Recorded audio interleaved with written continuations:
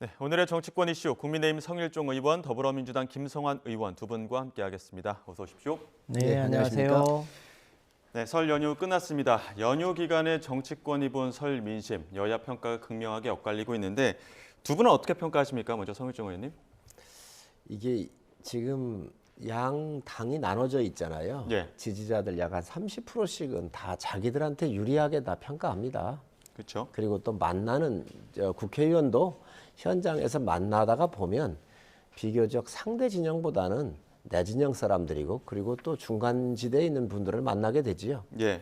그래서 양 진영에서 이야기하는 건 그렇게 가치가 없을 거라고 보여지고 아무래도 이제 중간 지대에 계신 분들의 이야기가 어떤 게 중심이 되고 또 예. 이분들의 바라는 게 어떤 것인지를 이제 읽어내는 게 정치인들의 목인데 여야 공이 민생에 대해서 이야기하시는 건 다 동일한 것 같아요. 그런데 예. 이번 설 민심에는 아무래도 이 통합 빅텐트가 치어진 이 일들과 그리고 한동훈 장관에 대한 연탄 봉사하면서 이게 굉장히 시끄러웠거든요. 예. 그렇기 때문에 이런 것들이 중도층에서 좀 많이 얘기가 오갔지 않나 좀 생각이 들고 특히 빅텐트를 쳤는데 이준석 대표 같은 경우가 이제 빅텐트에 함께 가면서 이제 우파의 30대 지도자로서의 굉장한 상징성을 갖고 있었는데 이것들에 대한 상징성을 굉장히 이게 좀 훼손된 느낌이 들어요. 왜냐하면 민주당에서 나왔었던 주류의 사람들이 민주당의 의원들이기 때문에 예.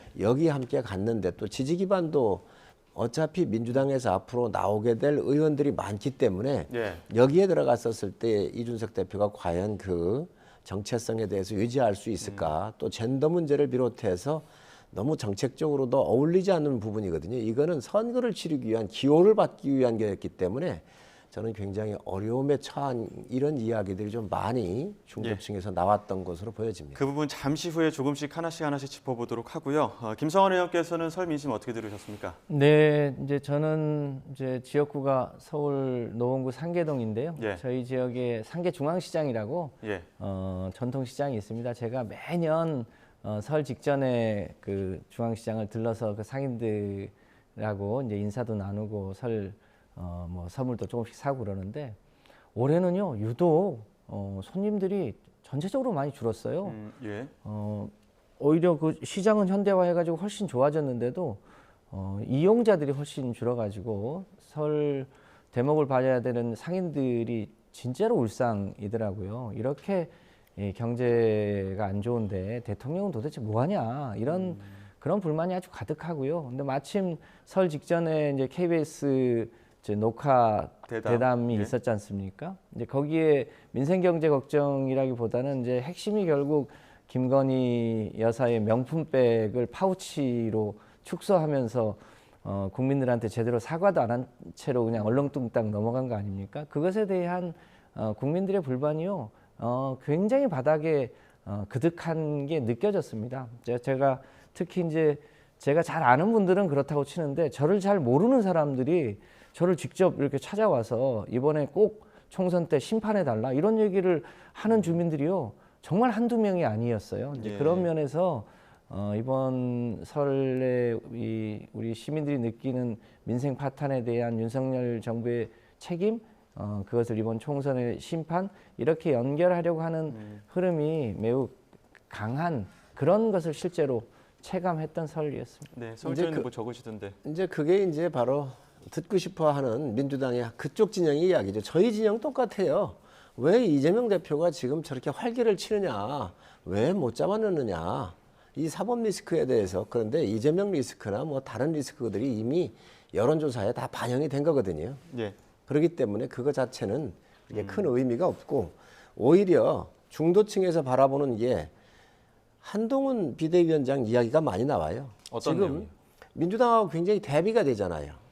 예를 들면 86 운동권 청산에 대한 문제와 격차에서 우리 사회가 갖고 있는 교육 격차, 소득 격차, 문화 격차, 교통 격차 이런 문제에 대해서 지금 이슈를 선점하고 있단 말이죠. 예. 그래서 계속 이끌고 가니까 이 한동훈 장관에 대해서 뭐 장관으로서 업무 능력으로서의 믿음을 줬었지만 정치인으로서에 대한 여러 가지 경험 부족에 대해서 상당히 우려를 많이 했었는데 지금 이런 그 대한민국 정치판에 대해서 지금 주도를 하고 있거든요. 그렇기 때문에 아마 한동훈 장관에 대해서 중도층들이 상당한 이야기가 있었지 않나 생각을 합니다. 또 예. 그러한 기대감을 나타냈고요. 자, 아니, 본격적으로 객관적으로 그러니까 지난 지방선거 네. 직후부터 그 거의 1년 6개월 이상 소위 윤석열 정부에 대한 일종의 찬반 여론이 평균 내보면 찬성이 대략 한 30에서 35, 반대가 60에서 65 사이를 왔다 갔다 하지 않습니까?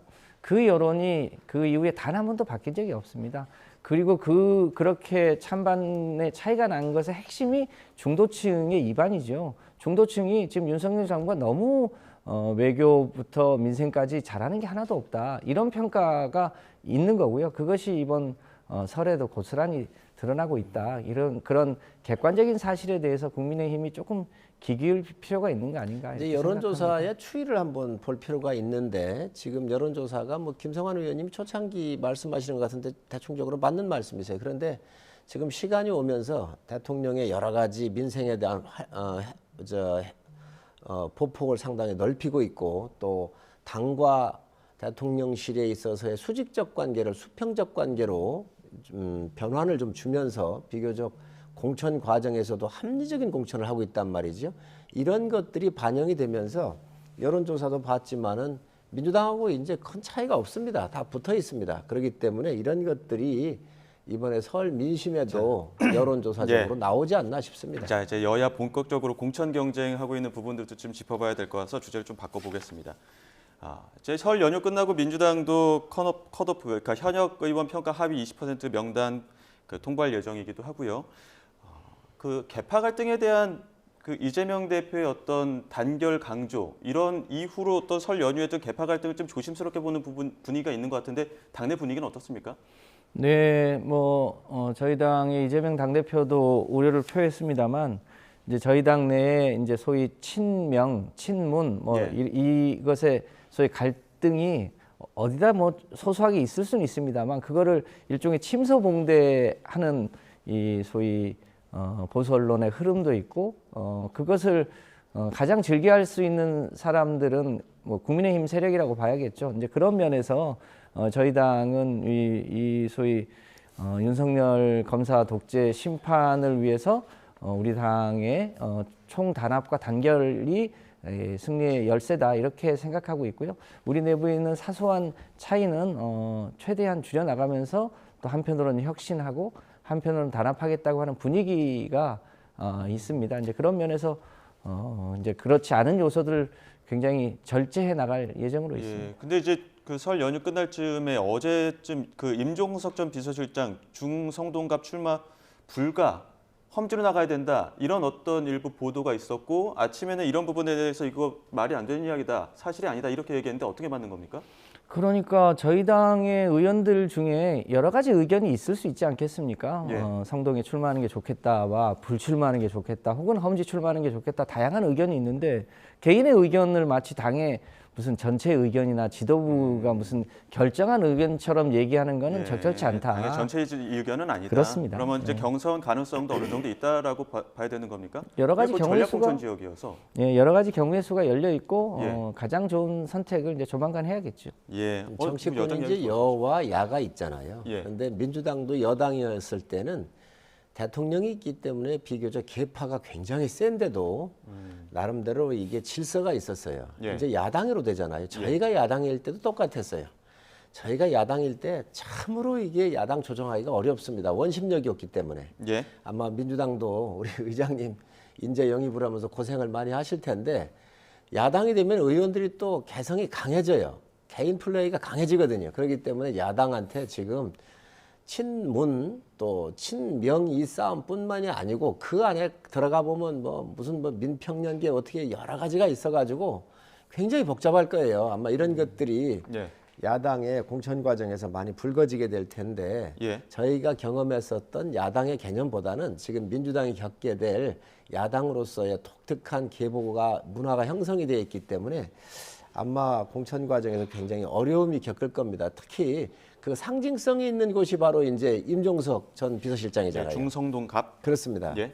그리고 특히 임종석 실장 같은 경우는 친문에 대한 이게 코어 부분이란 말이죠. 핵심 상징성이 부분이란 있죠. 말이죠. 상징성이 있단 말이죠. 그렇기 때문에 또 이게 향후에 이재명 대표의 정치적인 스텝하고도 상당히 이게 연관이 되어 있기 때문에 예. 아마 상당한 내관으로 몇 곳 정도는 상당히 충돌할 것으로 보여집니다. 예, 이재명 대표 그 친명과 비명 나누는 것 죄악이다 이렇게 얘기도 했었고 설 전야로 SNS 게시글도 상당히 많이 올리면서 단결을 강조하고 있는데 그런데 이제 어제 오늘 보도를 보게 되면 공천 그 적합도가 낮은 의원들에게 직접 전화를 하기도 했고 또 직접 만나서 불출마를 권고하기도 했고 이런 이야기가 나와서 공천 과정에서 이재명 대표 어떤 역할을 좀 해야 된다고 보십니까?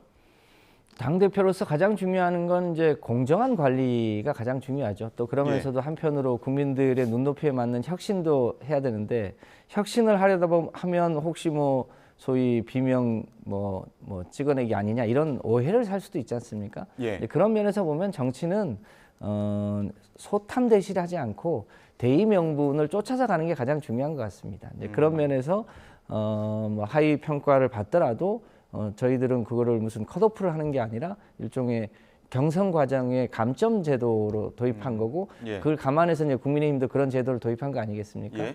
그런 요소들에 맞춰서 당이 공정하게 이 소위 이 후보 선출 과정에서의 경쟁은 불가피한 측면이 있는데 그런 경쟁 과정에서도 공정하게 관리하고 또 한편으로 혁신하는 것 그게 숙제이죠. 근데 이게 당 대표가 직접 전화하는 거는 조금 이례적인 부분들도 있다 이런 의견들도 나오는 것 같아요. 저는 당 대표가 직접 전화했다는 게 객관적인 사실인지부터 좀 확인해야 될 필요가 있다고 예. 보여집니다.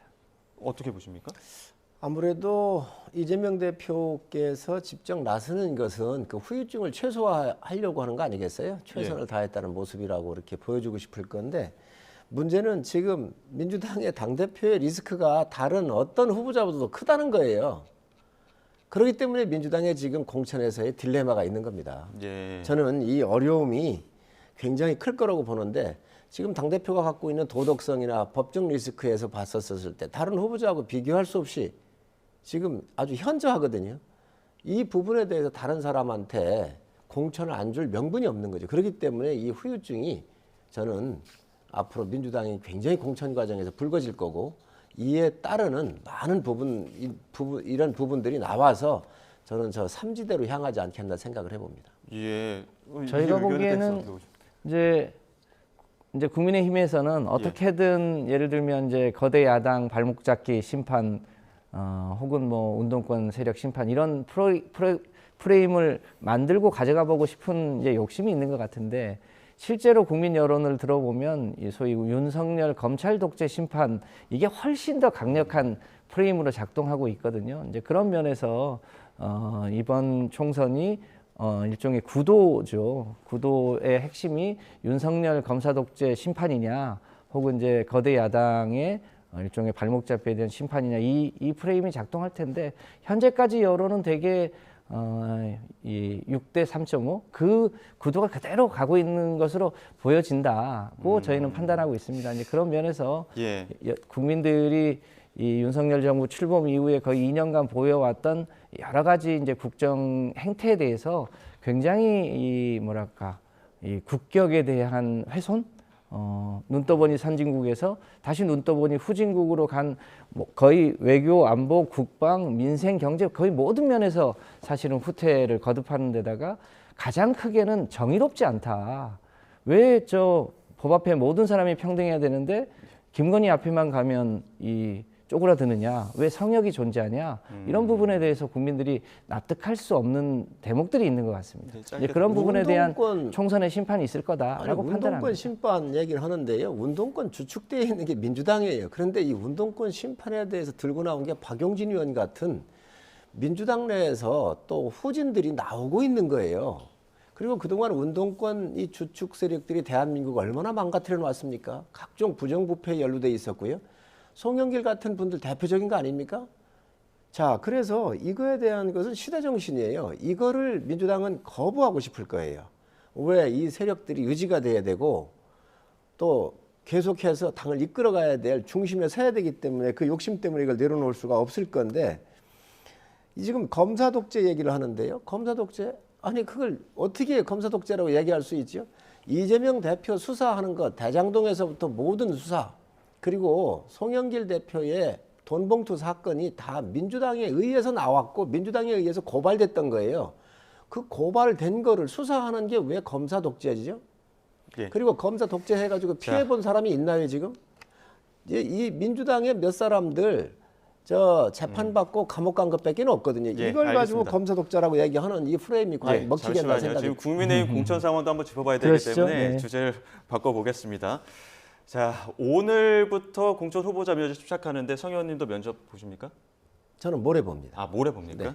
그 면접 그 진행을 하는 과정에서 영남권, 뭐 서울 강남권 이런 쪽에서 좀 신청자들이 좀 몰리는 부분들도 있고 특히나 중성동 을은 공천 신청자가 몰렸습니다. 하태경 의원이나 이영 전 장관, 이해운 전 의원 몰리다 보니까 이런 쪽에서 좀 인력 재배치가 나올 것 같다고 하는데 면접을 앞두고 있거나 면접을 보신 분 혹은 면접 대기하고 있는 분들의 어떤 당내 분위기는 어떻습니까? 오늘부터 시작을 했거든요. 예. 아직 만나보진 못했고요. 우선 영남권 쪽에서 보면 예, 경쟁력 있는 후보, 예, 지방정부의 장을 했거나 또 다선이시잖아요. 이런 분들이. 그래서 상대의 후보에 대해서 정말 경쟁력을 갖춘 분들이 갖고 있는 분들이 거기에 적소에 가서 지금 현재 우리가 배치를 하고 있는 게 좀 보여지고 예, 또 이제 강세 지역, 강남을 비롯한 이런 쪽에 우리가 그러한 일을 하게 될 거. 이것은 비교적 대의 명분이 좋잖아요. 대의 예. 명분이 있고 그리고 옛날에 공천은 다 잘라내는 거였단 말이죠. 예, 지금 잘라내는 게 아니라 상대 진영의 다선이거나 상대 진영에서 상대 진영에 있는 국회의원 지역에 가가지고 우리 당에 다선으로서 경쟁력 있는 분을 갖다가 그쪽에 재배치하는 재배치를 하는 부분들이 있죠. 부분이기 때문에 저는 굉장히 합리적이라고 보고 예. 성동에서도 지금 인지도에 있는 세 분이 함께 계신데 예. 이분들도 재배치를 좀 하는 게 좋지 않겠습니까? 저는 뭐 개인적으로 충분히 아주 그 모든 방법을 동원해서 서로 이렇게 좀 경쟁력 있는 후보들이 좀 더 예. 다른 지역에 가서도 한석을 좀 더 가져오는 역할을 해야 한다고 생각을 합니다. 근데 이제 PK나 낙동강 벨트 중심으로는 그 중진의 어떤 현역 재배치로 어떻게 보면은 이탈을 최소화한 어떤 부분들이 있는데 TK 쪽으로는 25개 의석 전부가 국민의힘이라 이거 재배치로는 안 된다. 어느 정도의 물갈이가 있어야 된다 이런 의견들도 있거든요. 이제 거기는 또 거기에 맞는 기준이 있겠지요. 당무감사도 했기 때문에 하위를 정리하는 방법도 있을 거고요. 예. 또 때로는 다선이라 하더라도 경쟁의 기회를 부여해서 또 신인한테는 가점이 돌아가기 때문에 그런 과정을 거치지 않겠나 생각을 합니다. 예. 그 지금 TK 쪽이 지금 바로 수도권으로 올라왔을 때는 경쟁력이 없잖아요. 어쨌든 시간이 좀 필요한데 그래서 TK는 또 그런 지역의 특성상 여러 가지를 고려할 수 있다고 보여지고 또 공천을 못 받더라도 국가에 여러 가지 기여할 수 있는 집권 여당이 많은 그 툴을 가지고 있기 때문에 예. 저는 그러한 재배치도 또 가능할 거로 보여집니다. 예, 어떻게 바라보십니까? 낙동강 벨트 쪽으로 해서 중진 어떤 현역 의원들이 배치되는 부분. 예, 지금은 이제 국민의힘의 소위 당내 중진 의원들이 이제 지역을 옮겨서 지금 출마하는 쪽으로 가닥을 잡아가는데 그 이면의 핵심은 결국 용산의 핵심 참모들과 차출된 사람들을 보다 좋은 지역에 배치하기 위한 수단으로 지금 하고 있는 사전 정리 작업 아니겠습니까? 그러니까 여당이 이 소위 검찰 캐비넷도 있고 또 이 뭐 대통령의 보이지 않는 힘도 작동했을 거라고 예측되는데 이제 결과적으로 속으로는 부글부글하면서도 어쩔 수 없이 소위 이 현역의 다선 의원들이 이제 어려운 지역으로 재배치되고 있는 거죠. 뭐 PK 지역도 마찬가지고 TK 지역도 이제 그런 요소들이 없지 않을 텐데 결과적으로 어디선가 이제 파열음이 날 것으로 보여집니다. 더 중요한 거는 예.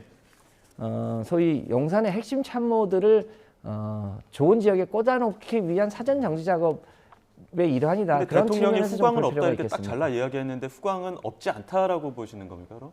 그동안 뭐 우리 국민들이 다 아는 것처럼 이 국민의힘의 이준석 당대표부터 계속 찍어내기를 하고 또 김기현 당대표를 세웠다가 또 내보내고 이런 과정에서 당무 개입이 있었다고들 많이들 국민들이 생각하는데 그때마다 대통령 한 번도 당무 개입하지 않았다고 얘기하지 않았습니까? 예. 누가 그걸 믿겠습니까?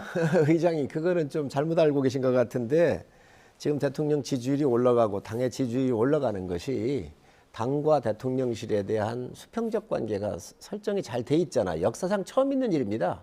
민주당도 옛날에 이렇게 못했어요. 집권 시에. 자, 그런데 여기에 가장 중요한 게 대통령께서 공천을 관여 안 하시는 거예요. 그래서 후광 없다고 얘기했거든요. 지금 대통령실에 있으면서 정말로 아주 쉬운 지역에 가가지고 안방에 가가지고 공천 받거나 아니면 전략 공천 꽂은 곳이 있으면 얘기를 해보십시오. 없거든요. 이러한 공정한 공천의 룰이 지금 당에서 작동되고 있기 때문에 국민들께서 예. 처음 보는 그러한 공천 과정을 보시면서 박수를 보내는 거거든요. 예, 지금 저는 앞으로 재배치도 중요하고 예. 특히 대통령실의 수석급 이상 장관했던 분들 같은 경우는 후광에 대해서 대통령께서 절대로 용인 안 하실 거예요. 그렇기 대통령의 때문에 핵심 참모였던 주진우 비서관 가장 좋은 해운대로 가지 않습니까? 해운대가 그리고 경선 그래도 치른다고 하고 이원모 전 비서관도 경기 해수부 차출로 나왔어요. 차관했던 분 서병수 의원 지역으로 지금 간다는 거 아닙니까? 예. 결국 가장 좋은 노른자의 지역에 소위 대통령 측근들을 심는 과정들이 조만간 아마 전면으로 드러날 것으로 어차피 보입니다. 거기 가가지고요 경산을 하게 될 거예요. 네, 그 부분도 그렇습니다. 한번 그런데 지켜봐야겠죠. 현역이 빠졌잖아요. 하태경 의원 서울로 올라왔고 서병수 의원이 다른 지역으로 가셨잖아요. 전재수 의원 쪽으로 갔잖아요. 그럼 거기 가서 누군가는 해야 돼요. 그러면 자. 여러 경쟁자하고 경쟁하는 거예요. 그게 왜 후광을 필요로 하겠습니까? 지금 어찌됐든 간에 공천 과정에서 일부의 잡음이 없을 수는 없고 그런 부분과 관련해서 한동훈 비대위원장 역시 그 공정 과정에서 그 갈등을 수습하는 모습이 있었습니다. 한번 들어보시죠. 김성태 전 의원은 누구와 다르게 진짜 단식을 하신 분이고 단식의 목적 자체도 누구처럼 자기를 지키려는 것이 아니라 민주주의를 지키려는 명분 있는 것이었습니다. 우리 당은 이번에 우리가 도입한 시스템 공천의 과정을 존중해야 합니다. 그렇기 때문에 당의 후보로서 김성태 전 의원을 국민들께 제시하지 못합니다.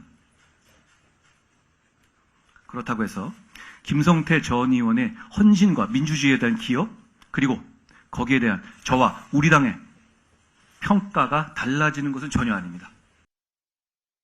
그래서 지금 비대위에서 형사처벌받은 후보자 사면 복권과 무관하게 부적격을 하다 보니까 김성태 전 의원 강서을 출마하려던 김성태 전 의원을 겨냥한 것 아니냐 이런 당내 의견들이 좀 나왔던 것 같더라고요. 어떻게 보십니까? 제일 안타까운 부분이 시스템 공천을 하다가 보니까 이런 문제가 생기는 거잖아요. 김성태 의원께서 원내대표 할 때 제가 부대표를 했습니다. 예. 그런데 김성태 원내대표가 안 계셨으면 민주주의를 훼손했었던 드루킹이라고는 사건을 수면 위로 올릴 수가 없었던 거예요. 이분께서 9일을 단식을 하셨거든요. 그리고 그 결과물로서 드루킹이 특검을 받아들였고 그 은닉하고 다 했더라도 일부가 나와서 이게 김경수 지사를 비롯해가지고 드루킹이 구속되고 했었던 사건이거든요. 대한민국의 야당의 원내대표에 의해서 민주주의가 회복되어진 상징적인 원내대표였습니다. 그리고 단식이었습니다.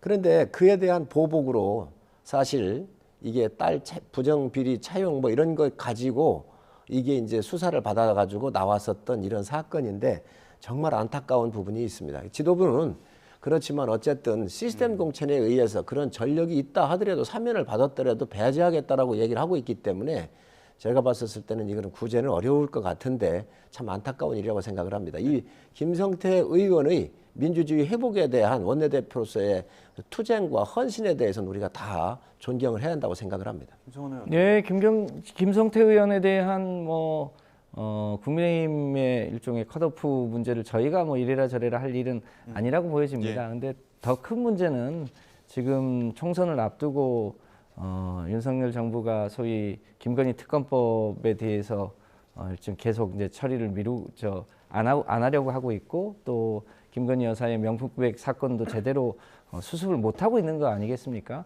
이런 과정에 대해서 국민들이 좀 납득할 만한 사과 혹은 대안 이런 게 필요한데 전혀 이 부분은 일종의 모르쇠로 일관하고 있고 이런 문제들이 훨씬 더 큰 문제라고 보여집니다. 그런 것부터 좀 정리하면서 국민들에게 심판을 받아야 되는 거 아닌가 싶습니다. 예, 제3지대 이야기를 해야 돼서 아마 시간이 조금 김성태 없습니다. 예, 잠시만요. 대표의 이 공천 배제는 민주당한테도 적용을 해보면 굉장히 아픈 부분이 될 겁니다. 예, 그 부분에 대해서는 다시 한번 얘기를 나눠보도록 하고요. 3지대 이야기 하겠습니다. 지금 설 연휴 첫날 앞서 말씀하셨지만 제3지대가 전격적으로 빅텐트 구성에 합의를 했습니다. 관련한 영상이 있습니다. 영상 한번 보고 두 분 의견 나눠가도록 하겠습니다.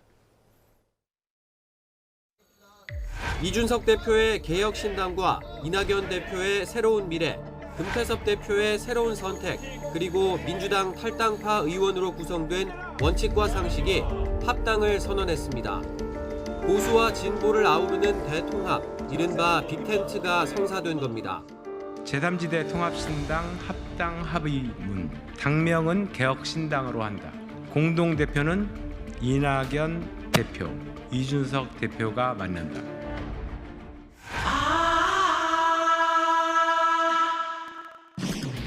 당명도 사실 대중에게 가장 먼저 인지도 높아진 게 개혁신당이고 주요 당대표 지도자 어떤 그 인지도나 이런 면에서도 개혁신당 쪽 유리하다고 다들 판단했기 때문에 그래서 오히려 급물살을 탄 것도 있다.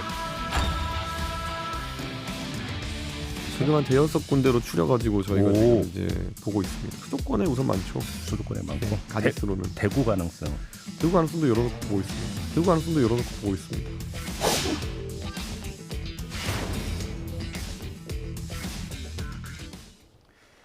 네, 일단 합치긴 합쳤는데 뭐 공천, 공약이라든지 혹은 각 당의 정체성이 조금씩 다른 부분이 있어서 이 협로를 과연 극복할 수 있을 것이냐 이런 부분에 대해서 많은 의견들이 나오는 것 같은데 먼저 성일정 의원은 어떠십니까? 국민들께서 보실 때 이게 선거용으로 급조된 정당이잖아요. 그리고 뉴스를 만들기 위해서 네 정파가 함께 뭉쳤잖아요. 여기에는 지향점이라 정치적인 지향점이나 이념이나 동질성이 없습니다. 아까도 말씀드렸지만 그렇기 때문에 저는 이 개혁신당은 선거 치르기도 쉽지가 않을 거로 보여지고 국민들께서 그 부분을 모르시겠습니까? 전 그래서 그렇게 큰 영향은 안 줄 거라고 보여집니다. 예, 그래도 이번 총선에서 가장 큰 변수다라는 해석들도 많은데 김성환 의원께서 어떻게 보십니까? 네, 설전 인사할 때 오렌지색, 뭐 보라색, 흰색, 검은색 이런 예. 네 가지 색깔이 모인 거 아닙니까? 예. 산수로 치자면 1 더하기 1 더하기 1 더하기 1 하면 4가 돼야 되는데 사실은 4가 되기는커녕 0.5, 1.0이나 될까 하는 그런 판단을 하는 분들도 꽤 많이 있습니다. 예. 우리 성일정 의장님 말씀하신 대로 이 네 세력들이 각각 뿌리가 다르고 지향이 다른데 일종의 제3지대에서 텐트를 크게 친다고 국민들이 그 부분에 대해서 동의할 수 있을까에 대해서 저희로서도 상당한 의문을 갖게 됩니다. 특히 민주당에서 민주당을 비판하면서 나갔던 분들이 결국 이준석 신당에 사실상 이제 합류하고 그쪽에 이제 포함된 거 아니겠습니까? 그러려고 민주당을 비판하면서 나갔나라고 하는 일종의 뭐랄까요, 탄식, 예. 좀 안타까움, 뭐 이런 게 있는 편이에요. 이게 이제 중심 세력이 누구냐가 중요하잖아요. 그 중심 세력이 결론적으로 가치나 지향성, 여러 가지 정치적인 목표를 설정하게 될 텐데 제가 볼 때는 저희 당보다는 민주당이 의원 수가 많잖아요. 공천 탈락할 사람이 민주당이 훨씬 더 많거든요. 예. 그렇기 때문에 향후에 개혁신당은 제가 볼 때 민주당에서 탈락자들의 모임이 중심이 될 텐데 예. 여기에 지금 이준석 대표가 들어가 있거든요. 그래서 지금 현재 이준석을 지지했던 젊은 청년들이 탈당에 지금 도미노가 이루어지고 있는 거 아닌가. 그래서 이거는 결론적으로 가보면 민주당한테 굉장히 큰 부담으로 작용될 가능성이 큽니다. 예, 앞서 계속 그 민주당에서 의원들이 많이 빠질 거다 이렇게 강하게 예측을 하셨는데 이 부분에 대해서는 어떻게 김성환 의원 어떻게 보십니까? 글쎄요, 이제 국민의힘도 이제 가장 핵심이라고 하는 TK 지역과 PK 지역의 공천이 진행돼 보면 실제로 어디서 더 많은 이삭 죽기를 할지는 이제 두고 봐야 할 일인데요. 예. 이삭 주워서 새싹 나겠습니까? 예, 자 그러면 그 설 연휴 첫째 날은 개혁신당 이슈가 굉장히 많은 그 뉴스를 전해드렸다면 설 연휴 마지막에는 조국 전 장관이 총선 출마를 시사해서 이 부분이 가장 많은 또 뉴스가 되기도 했었거든요. 문 전 대통령 예방하기도 했었고요. 그 모습 잠시 듣고 두 분 이야기 나눠가겠습니다. 저는 무도하고 무능한 윤석열 검찰 독재 정권의 조기 종식과 민주공화국의 가치를 회복하기 위한 불쏘시개가 되겠습니다. 어떠한 난관도 꺼리지 않고 걸어갈 생각입니다. 불쏘시개가 돼서 제가 하얗게 타더라도 걸어가겠습니다. 조국 씨는 민주당으로는 못 나와요. 민주당 그렇게 이렇게 정말 이재명 대표 때문에 정말 도덕적이 극단적으로 낮아져 있는 민주당에서조차 조국 씨를 공천하기 어렵단 말이에요. 누구나 알고 있죠? 그럼에도 불구하고 그런 이재명의 민주당에서조차 출마해서 배지를 달 수 없는 조국 씨가 이렇게 뒷문으로 우회해서 국회의원 배지를 달 수 있는 제도가 바로 이 제도입니다. 그것만 봐도 알 수 있는 것 아닙니까? 네, 먼저 김성환 의원께서는 어떻게 바라보십니까? 얼마 전에 그 차범근 전 이제 축구 감독이 이 조국 전 장관 가족에 대한 탄원서를 냈지 않았습니까? 너무 과도하다 하는 이제 탄원서를 냈는데 이제 조국 전 장관 입장에서 보면 본인과 그 가족들의 들이댔던 칼날이 너무너무 과도하고 그것이 결과적으로 윤석열 검사 독재 정부의 책임이 있기 때문에 그 부분에 대해서 이제 본인이 교수로 돌아갈 수 있는 상황도 아니고 그런 상황에서 이 윤석열 검찰 독재 정부를 일종의 심판하는데 작은 힘이나마 보태겠다라는 건데 이제 여러 가지 여건으로 보면 무슨 본인이 지역구 출마를 하겠다는 것 같지는 않고 일종의 이제 정당을 만들어서 예. 일종의 이 준연동제 과정에서의 역할을 하겠다 이런 취지인 것 같은데요. 아직 뭐 실체화된 게 아니기 때문에 조금 더 지켜봐야 되지 않겠나 싶습니다. 네, 성일정 의원께서 어떻게? 이재명 대표의 오락가락했잖아요. 준연동제냐 병립형이냐. 예. 이거에 대한 틈에 기생을 하겠다라고 나온 게 조국 장관이에요. 조국 장관이 생각을 해보세요. 본인이 지금 현재 1, 2심에서 실형을 받았잖아요. 부인도 그래 됐잖아요. 딸도 그렇잖아요. 지금 어떤 명분으로 국민들한테 표를 달라고 할 거죠? 본인이 지금 현재 심판받고 있는 거고 사법부에 의해서 1, 2심에서도 이제는 대법원 가면 그냥 법리심사기 때문에 형이 확정되면 감옥을 가야 될 뿐이에요. 그런데 여기에 지금 뭐 정권의 조기 종식을 위해서 불쏘시개가 되겠다라고 얘기를 하는데 지금 대한민국에 그러면 사법 제도를 다 부인할 겁니까? 본인이 법무부 장관 했던 분이잖아요. 명분에 맞지 않는 지금 언행을 하고 있는데 저희는 뭐 조국 장관께서 나오신다고 한다면 저희는 나쁠 거 없다고 생각을 합니다. 예, 알겠습니다. 여기까지 듣도록 하겠습니다. 지금까지 국민의힘 성일정 의원, 더불어민주당 김성환 의원 두 분과 함께했습니다. 오늘 말씀 고맙습니다. 감사합니다.